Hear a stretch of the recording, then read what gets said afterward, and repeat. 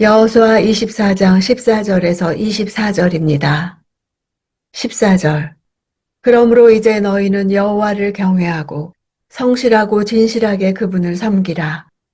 너희 조상들이 강 건너 저편과 이집트에서 경배하던 신들을 던져버리고 여호와를 섬기라. 성실함과 진실함은 언약 관계에 있는 당사자가 보여야 하는 태도입니다. 즉 언약적 신실성을 의미합니다. 여호와를 섬기기 위한 전제 조건은 이방 신들을 제거하는 것입니다. 여호와 신앙 안에서 혼합주의는 결코 용납되지 않습니다. 15절. 그러나 만약 너희 마음에 여호와를 섬기는 일이 내키지 않으면 그때는 너희 스스로 누구를 섬길 것인지 너희 조상들이 강 건너에서 섬겼던 신들이든 지금 너희가 살고 있는 이 땅의 아모리 사람의 신들이든 오늘 선택하라. 나와 내 집은 여호와를 섬길 것이다. 여호수아의 말은 여호와를 섬기든 아니든 선택의 자유를 준다는 것이 아니라 반어법을 쓴 것입니다. 우상을 섬기려면 섬겨라. 그러나 나는 여호와를 섬길 것이다.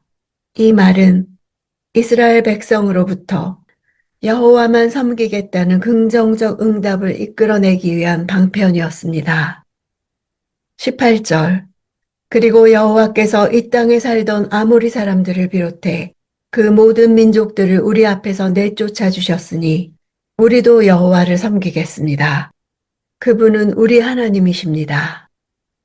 그분은 우리 하나님이시라는 표현은 이스라엘 백성들이 역사 가운데서 하나님께서 행하신 모든 사역들을 보고 경험하게 됨으로써 얻게 된 체험적인 신앙의 표현입니다.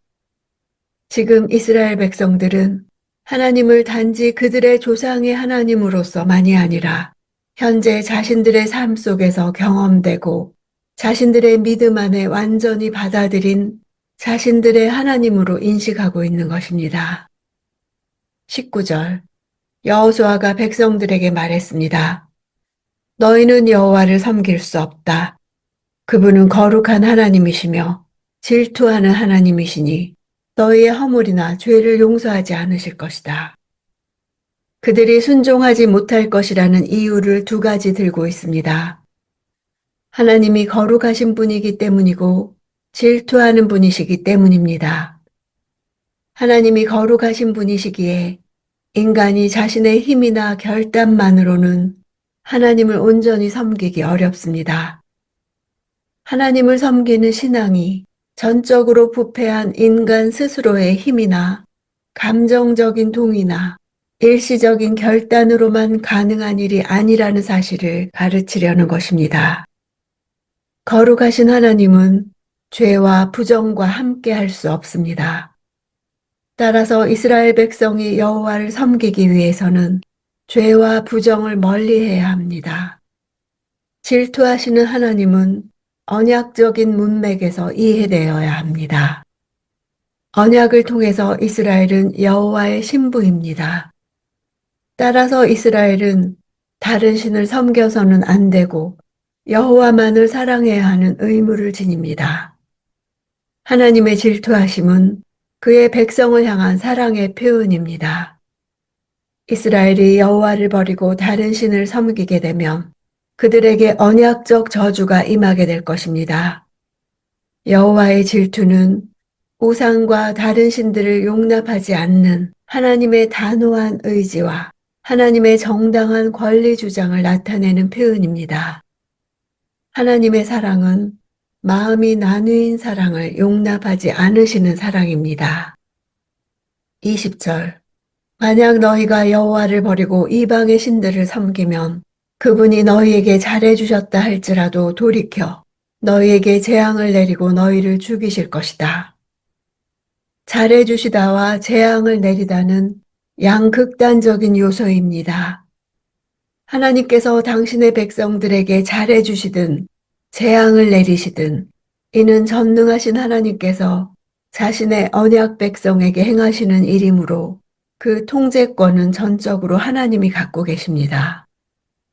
그러나 하나님은 이 양당 간에 어느 것을 무분별하게 주시는 것이 아니라 당신의 백성이 어떻게 행하는지를 보고 결정하십니다. 그 행함을 판단하실 때의 기준은 바로 하나님이 원하시는 거룩함입니다. 21절. 그러자 백성들이 여호수아에게 말했습니다. 아닙니다. 우리는 여호와를 섬기겠습니다. 언약 체결식에서 합의와 동의를 뜻하는 상대편의 공개적인 아멘 응답은 필수적이었습니다. 그 자체로 언약 체결의 확증 표시며 동의를 위해 대답했던 사람 자신이 언약의 증인입니다. 23절. 여호수아가 말했습니다. 그렇다면 너희 가운데 있는 이방신들을 없애버리고 너희 마음을 이스라엘의 하나님 여호와께로 돌리라. 여호와의 언약 백성이 되기 위해 이스라엘이 해야 할 일은 그들 가운데 있는 이방신들을 치워버리고 마음을 하나님께 향하는 것입니다.